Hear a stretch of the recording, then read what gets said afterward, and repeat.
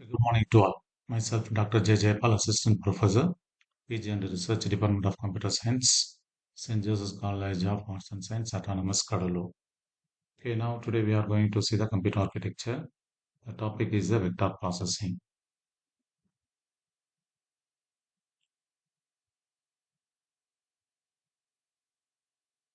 In many science and engineering applications, the problems can be formulated in terms of vectors and matrices that lend themselves to vector processing. Computers with vector processing capabilities are in demand in specialized applications. The following are representative applications areas where vector processing is one of the most importance. The main applications are long range weather forecasting, petroleum exploration, seismic data analysis, medical diagnosis, artificial intelligence, and expert system, image processing, mapping the human genome. To achieve the required level of high performance, it is necessary to utilize the fastest and most reliable hardware and apply innovative procedures from vector and parallel processing techniques. The vector applications and many scientific problems require arithmetic operations on large arrays of numbers. A vector is an ordered set of a one-dimensional array of data items. A vector v of length n is represented as a row vector by v is equal to v1, v2, v3, likewise vn. They examine the difference between a conventional scalar processor and a vector processor. Consider the following for-and-do loop. So do for initialized for I is equal to 1, comma 100.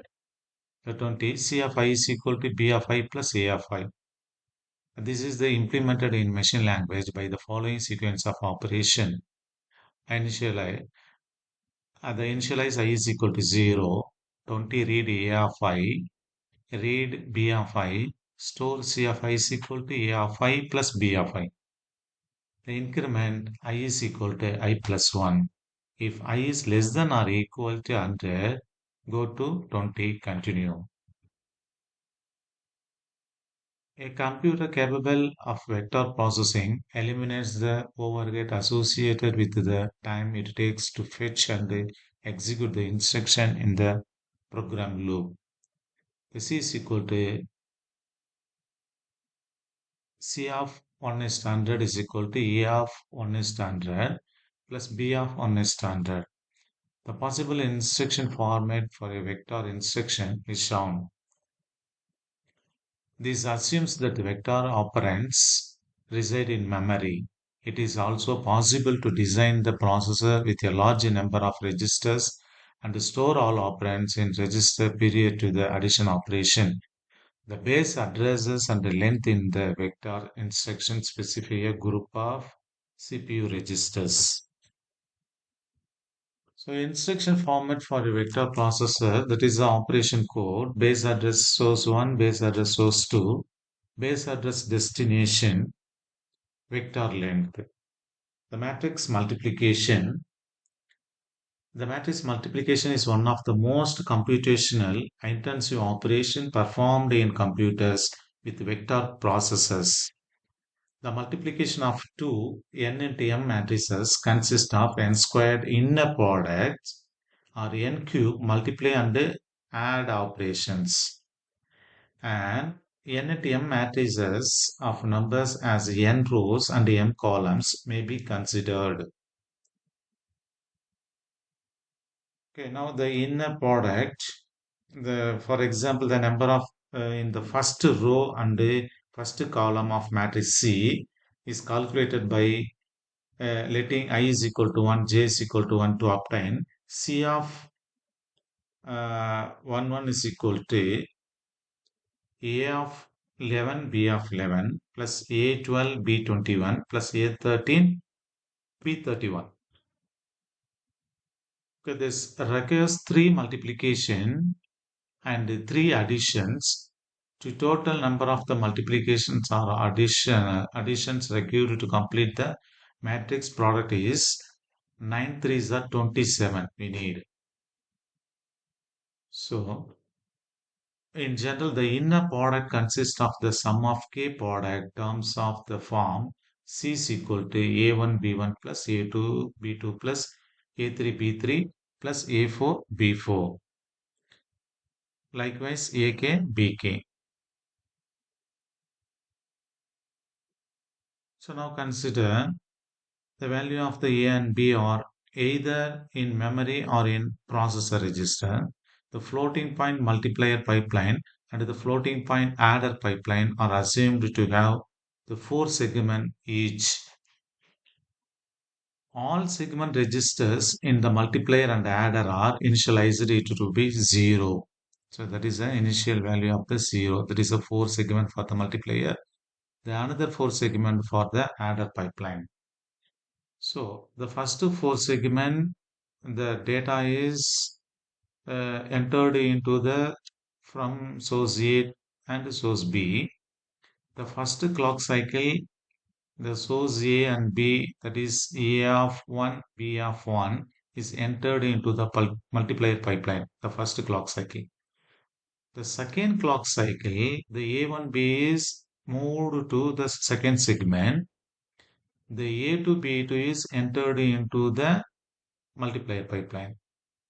The third clock cycle, the A1 B1 is moved to the third segment. The A3B is entered into the multiplier pipeline. The fourth clock cycle, the A1 B1 is the fourth segment. The A4 B4 is entered into the multiplier pipeline. So again, the fifth clock cycle, the A1 B1 is entered into the adder pipeline. Now here the A5 B5 is entered into the multiplier pipeline.